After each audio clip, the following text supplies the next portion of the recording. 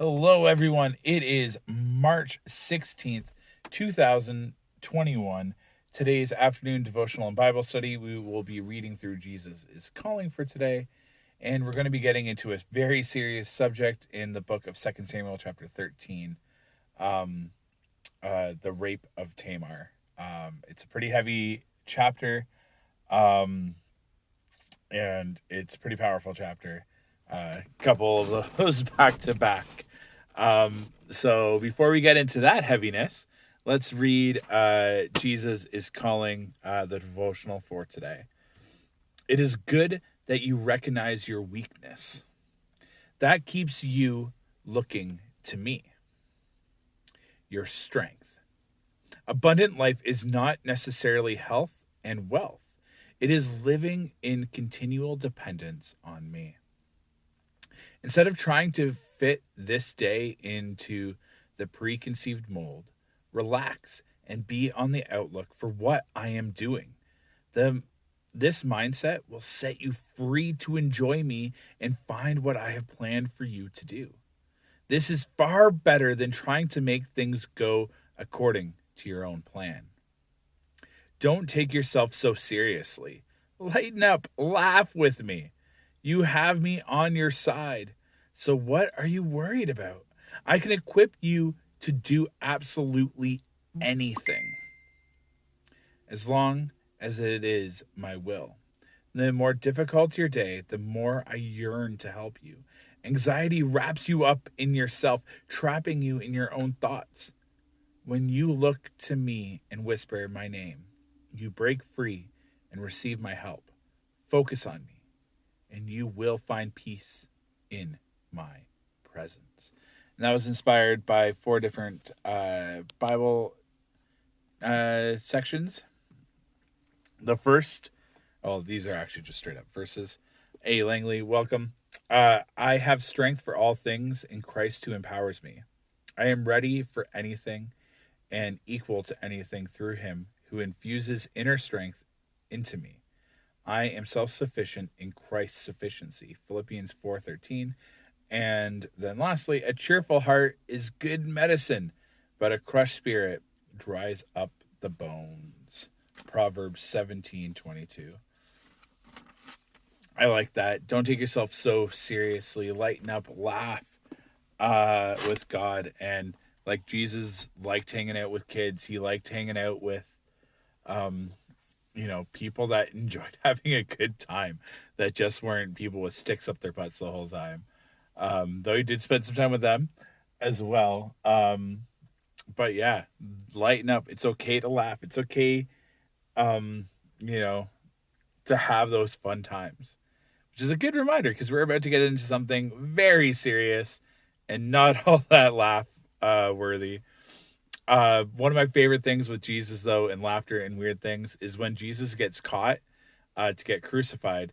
One of the 4 Gospels, like Matthew, Mark, Luke, and John, has a naked guy just running through. He gets stripped and just goes running buck naked into the forest. I don't know why. I just think that's hilarious.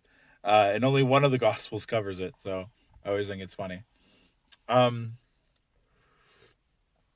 So yesterday we got into the prophet Nathan rebuking King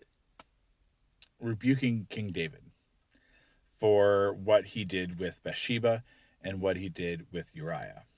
He essentially used his power and authority to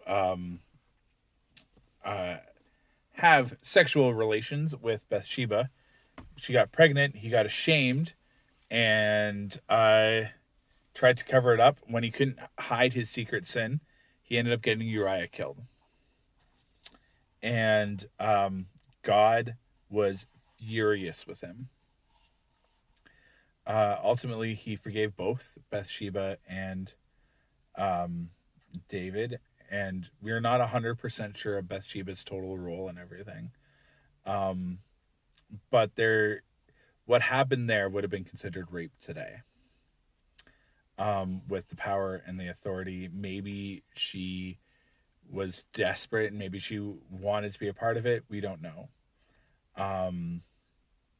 Which I know might sound harsh, but and like we don't know. We're reading into a story that doesn't have all those kinds of details. I think it was right. But now we get into something that is unquestionably that as we go into it. And this is going to be a fun chapter as we focus on this really heartwarming stuff. One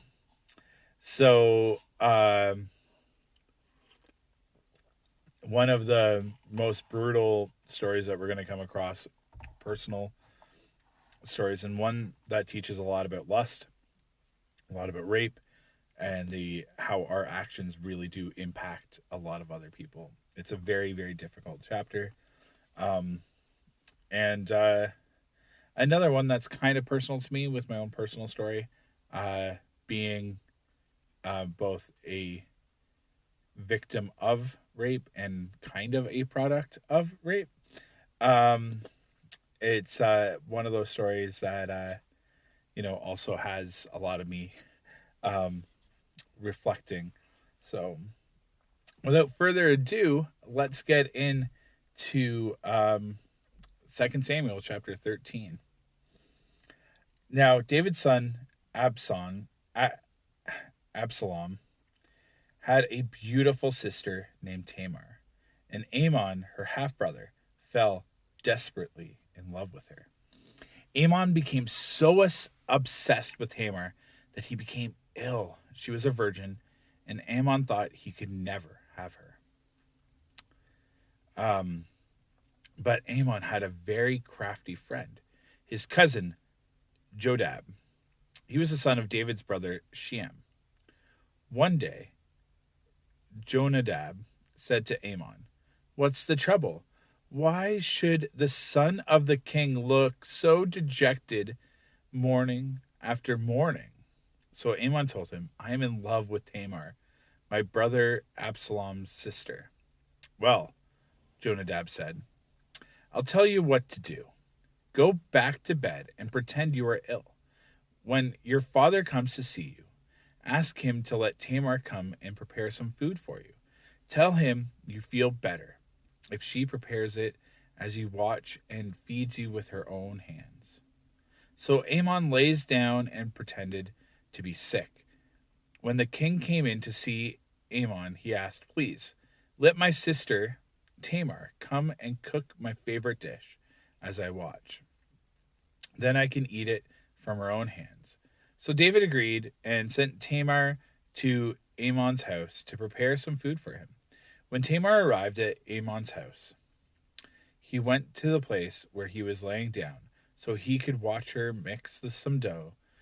Then she baked his favorite dish for him. But when she set the serving tray before him, he refused to eat. "Everyone, get out of here," Amnon told his servants, so they left. Then he said to Tamar, "Now bring the food into my bedroom and feed it to me here." So Tamar took his favorite dish to him. But as she was feeding him, he grabbed her and demanded, "Come to bed with me, my darling sister." "No, brother." This is so awkward. "No, my brother," she cried. "Don't be foolish. Don't do this to me. Such wicked things aren't done in Israel. Where could I go in my shame? And you would be called one of the greatest fools in Israel. Please, just speak to the king about it, and he'll let you marry me."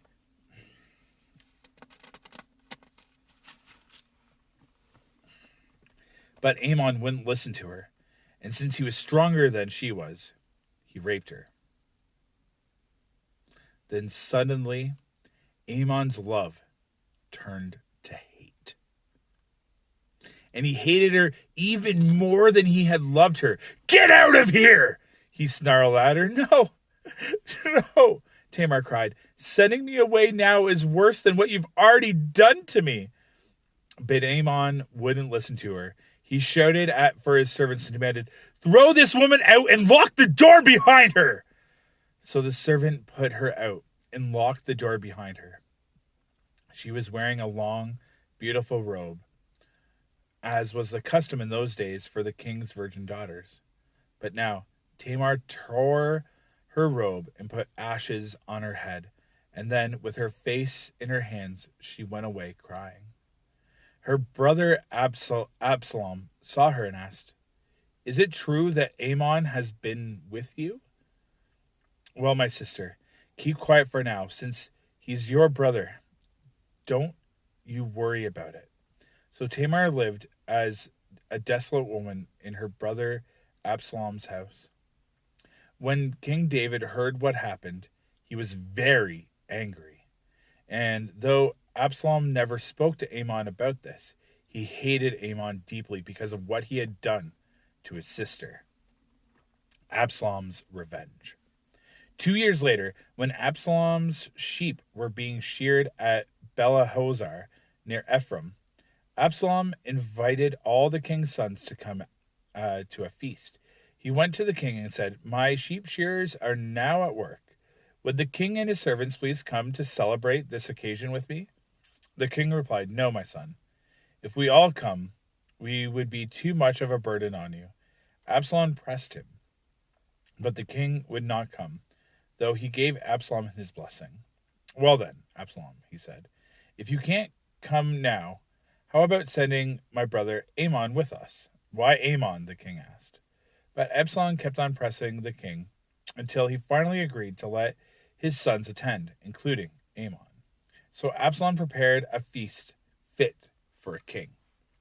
Absalom told his men, "Wait until Ammon gets drunk. Then, at my signal, kill him. Don't be afraid. I'm the one who has given the command. Take courage and do it." So Absalom signaled they murdered Ammon. Then the other sons of the king jumped on their mules and fled. As they were on their way back to Jerusalem, this report reached David: "Absalom has killed all the king's sons. Not one is left." The king got up, tore his robe, and threw himself on the ground. His advisors also tore their clothes in horror and sorrow. But just then, Jonadab, the son of David's brother Shem, arrived and said, "No, don't believe that all the king's sons have been killed. It was only Ammon. Absalom has been plotting this ever since Ammon raped his sister Tamar. No, my lord, the king, your sons aren't all dead. It was only Ammon." Meanwhile, Absalom escaped. Then the watchman on the Jerusalem wall saw a great crowd coming down on the hill, on the road from the west. He ran to tell the king, "I see a crowd of people coming from Horonaim Road, from the Horonaim Road along the hillside." "Look," Jonadab told the king, "there they are now. The king's sons are coming, just as I said." They soon arrived, weeping and sobbing, and the king and all his servants wept bitterly with them. And David mourned many days for his son Ammon. Absalom fled to his grandfather, Talmai, son of Ammuhud, the king of Geshur. They stayed there in Geshur for 3 years. And King David, now reconciled to Ammon's death, longed to be reunited with his son Absalom. God add blessed to the reading of his word. All right. This is one of those really, really challenging ones for me personally. With my own history, like I said, of being kind of a product of and being the victim of rape. This strikes a pretty good core with me. One of my first jobs, it was a co-op position at the family transition place here in town, which is the women's shelter. And this story, sadly, this stuff still happens today. And I've heard if you go on many websites, there's a lot of fantasy videos about this type of stuff as well. I was watching an interview with Russell Howard, who I was going to see in concert. He's a stand-up comedian, and he has a UK talk show type deal, kind of like The Daily Show. anyways, he interviewed a documentary guy, and he was just talking about it, and I was like, holy cow. Anyways, oh man, I'm looking forward to seeing Russell Howard in person eventually. To go back into this though, there's a couple things that really stand out in this. Yeah, like holy cow, this one action tore apart the family and led to a death. It led to so many different things, and there's a lot of stuff in here. So let's start off from the beginning. He lusted after her to the point where Amon was sick. He felt physically sick. He wanted to have sex with her that bad. He was like, she's just so beautiful, even though I know this shouldn't happen. It's just like I just want it so bad, and he convinced himself, and he obsessed with it. Lust can be like that a lot, where we can feel depressed and we can have physical reactions to our lust and to our obsessions when we don't have them. If only I can get this phone, if only I can be in this relationship, if only I can do this, if only this, then I will be happy. And then this feeling will go, and we can go obsessed and get tunnel vision, and it can make us physically sick.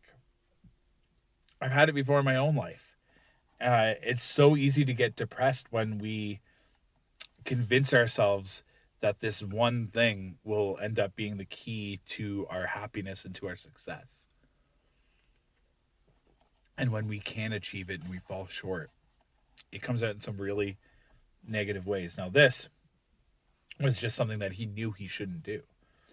And you can see him trying to justify it as he goes, well, he's, Absalom's sister, not my sister.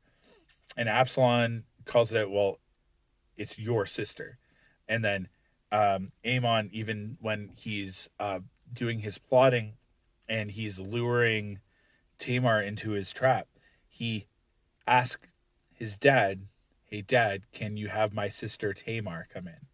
So even as he's justifying it, and he's going like, well, it's okay, there's, jumping through these loopholes, he finds ways of justifying what he is doing, even though deep down he knows the truth.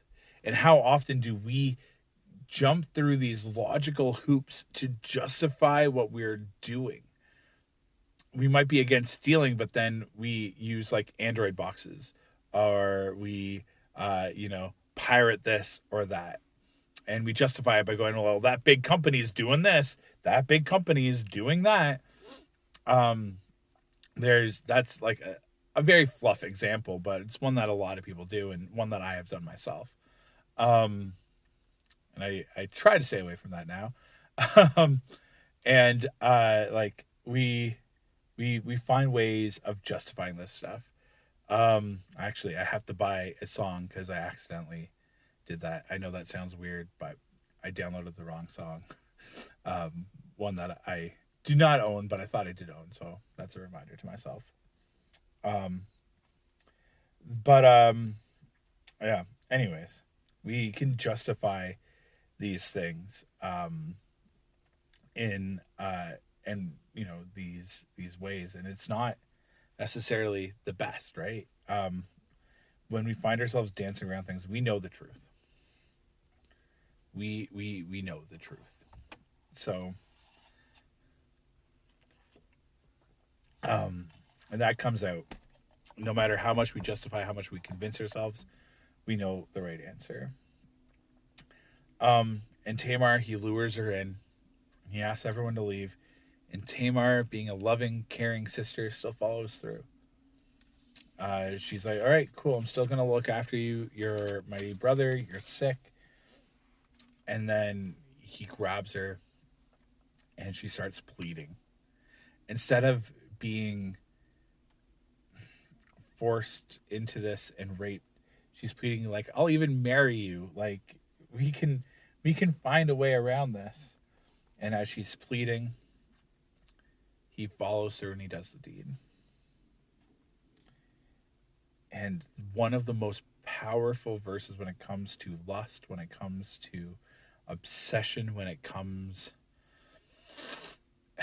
to rape, and especially like sexual immorality. And you'll hear this a lot with like, well, before I get there. Then suddenly Amon's love turned to hate, and he hated her even more than he loved her. Get out of here, he snarled at her. There's a big saying, a lot that, no one hates themselves more than a guy that just masturbated. And that's because that's a sin, kind of inward towards yourself. And there's a lot of people that just, they get caught up in the lust, they get caught up in the videos, and it sits there and it makes them physically ill. Then they give into it, and then they just feel like absolute garbage. And we see that coming out here. Then, turn to technology. You're lusting after a phone. Oh yeah, this is the phone I want. I've done my research. If I get this, I'll be happy. And then within a couple months, you fall out of love with it. And then you have to find something new to feel that void in your life. It comes out again and again. Amon got exactly what he wanted in the worst way possible. And it turned into hate. A greater hatred than what he had, than what he was lusting after. And yeah, Tamar cried. She was broken. She was violated. And especially in this time, it meant that she wasn't going to be like up for marriage.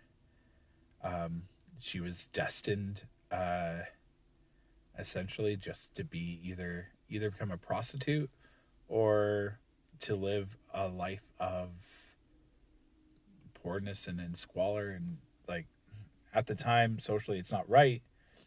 Even being the king's daughter, she had no male heirs, and it was like seen as a curse and a disgrace. So,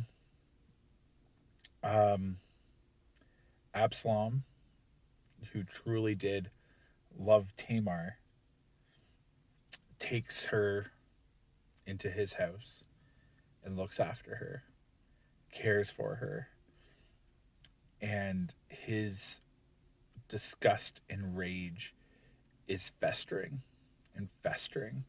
And Amon, as angry as he is with Tamar at this point, it sounds like he thought he got away with it. Yeah, cool. I did this and I got away with it. All the other brothers, it wasn't a secret. It was just something that no one talked about. And, you have Amon going around going, well, yeah, I raped and I was with Tamar, and, I got away with it too. So like, who's to say what he did afterwards? We don't know. But something happened, and Absalom was like, if we look back at the law of Moses, if we look back at that stuff, God says you deserve to die. If we look back into the last chapter with Nathaniel rebuking David, David says that you deserve death for doing that. So Absalom, he takes justice into his own hands. This act of selfishness not only ended up costing Amon his life, it tore his family apart.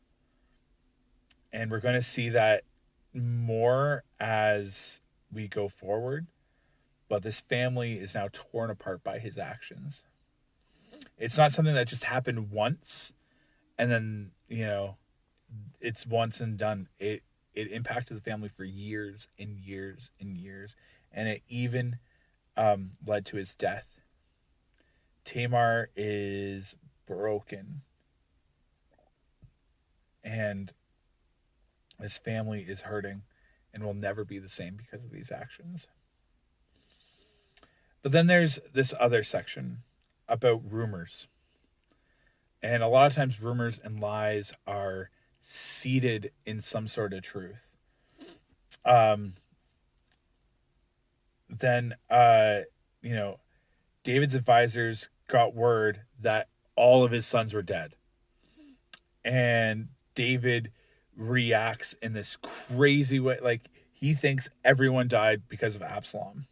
And that's not the case. It was only Amnon. This unspoken sin, this secret sin, which is a follow-up of what we talked about yesterday and the day before with David. The secret sin ended up rotting away, and it caused Absalom to kill Amnon, and all the brothers were there to witness. Almost as if, how dare you not stand up for our sister? She has value. She has value in God's eyes. And she was mistreated. She was used. She was violated against God's law. And it's your sister. You should care. She has value. You other brothers should be ashamed of yourselves for not caring and letting Amnon get away with such a wicked act. But there's still loss. This Amnon, though he did this awful thing, we don't know how he was as a person, but he was still loved. We can do awful things and still be loved. It's one of the other things that comes out of this. But don't believe in just rumors. Rumors, find out the facts. You can hear things that might be rooted in truth and they might look real on the surface, but do a little bit of extra digging. A lot of this stuff, this is like a Facebook post that says, hey, blah, blah, blah, blah, blah. And you react emotionally but before finding out the facts. I've been a victim of that too. Yeah, Lord.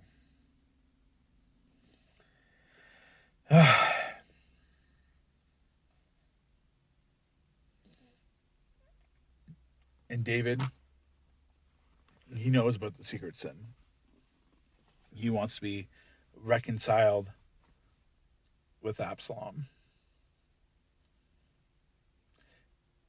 He mourns Amnon. He does. He knows about the secret sin. There's understanding, even though it's still wrong, and Absalom did not act justly. But what happened with Amnon, Absalom, and Tamar is something that happens far, far too often in our society today.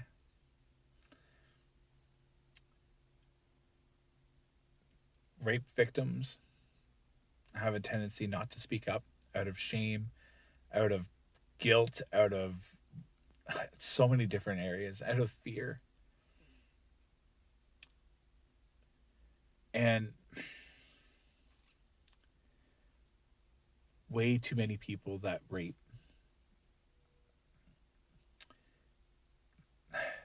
they might get beat up, and that almost gives them permission to do it again. They never really have to pay much more than a temporary consequence, like getting a broken nose or something. And then once that's done, they're like, yeah, but even then, sometimes that's not the case either. Knowing what I know now, in my personal case, I kind of do wish I went to the police. But I was, as a guy on that receiving end, I was humiliated and I almost thought no one would believe me. And I wish I acted differently back then.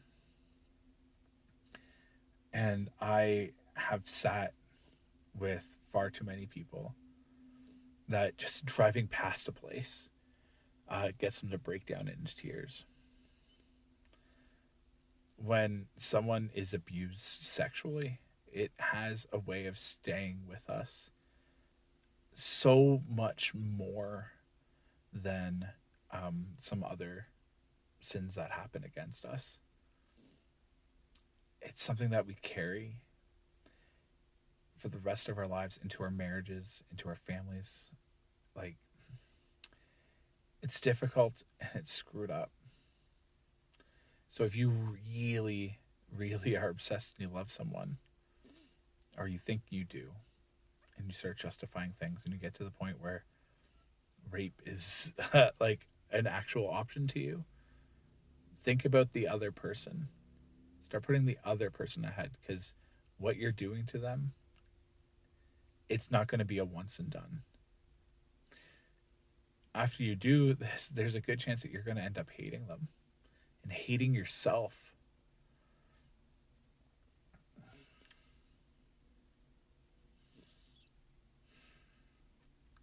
There's a great video about understanding consent that I might link under this, and it's about tea. Like, you wouldn't force someone to have tea now, would you? I think it's a really important video.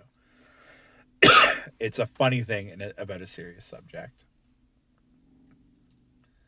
But far too often, people are just on the sidelines, not saying anything, not wanting to get involved, because it's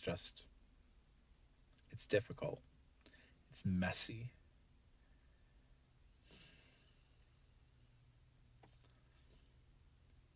Caring for people can be messy. Caring for people is full of so many joys.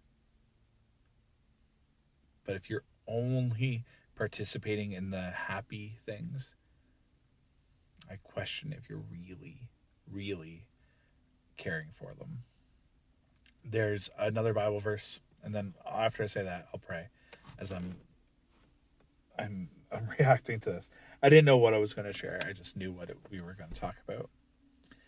It is better to go to many funerals than it is to go to many parties.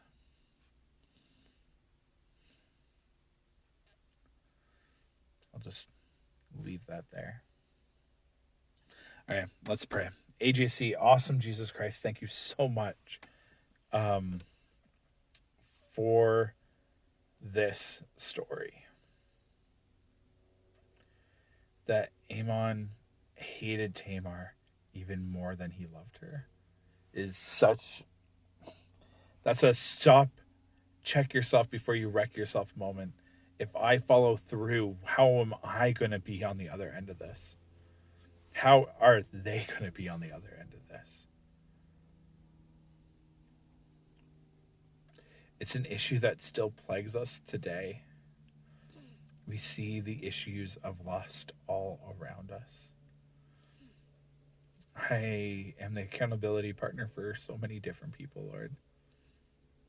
Lust and pornography and all of that jazz it's so easy to pollute our minds. But help us to think about what is pure, what is good, what is holy. Help us to stand up when we see wrong things happening. Help us to see the person beyond the sin. Help us to come alongside the victim and support them however we can.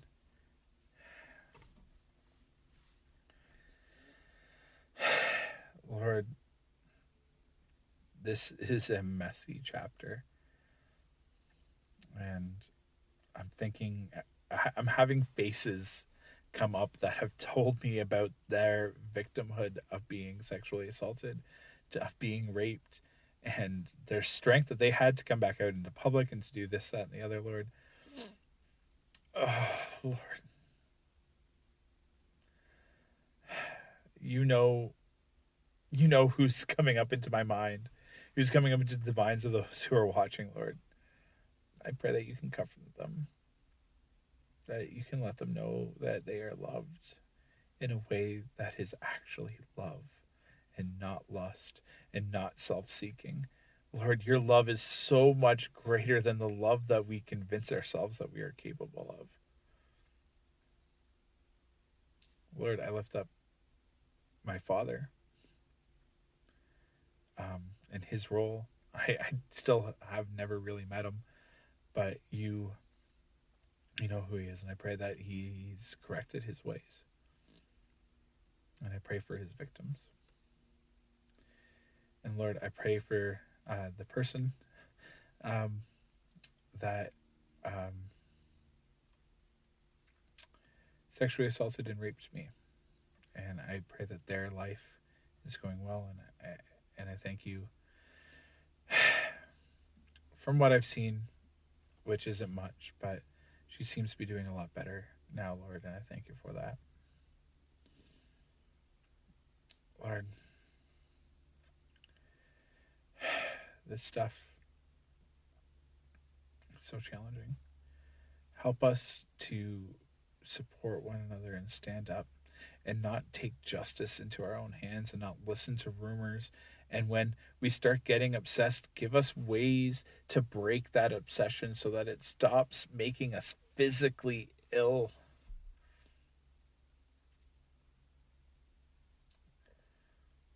We're broken people trying to do our best, and we fall short so often, Lord. Help us to cling to you.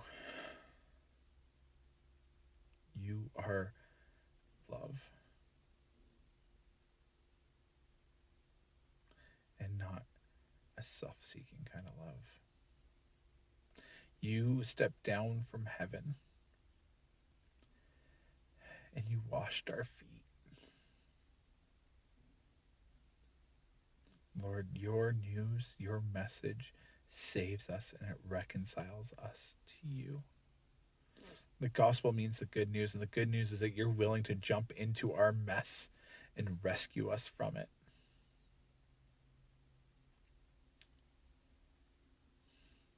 Even though we may call ourselves and we may be children of you, we still screw up. We still need your guidance.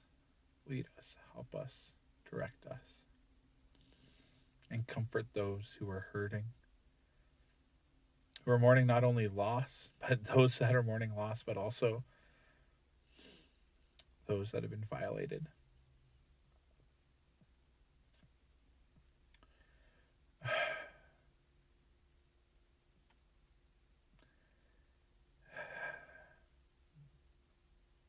Yeah, lift up all of those people that at the door and on trips have let me know what happened to them. I pray for healing for them both physically, emotionally, and spiritually.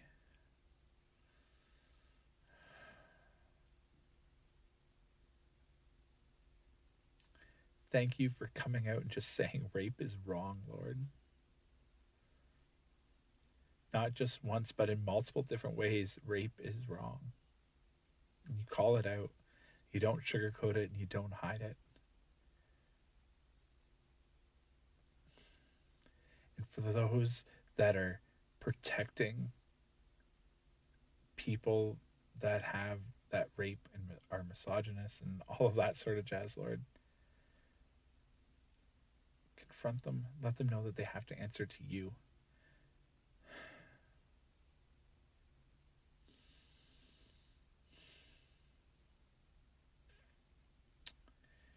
In your name, Lord. In Jesus' name. Amen. Well, I teared up. Anyways. Yeah. Oh.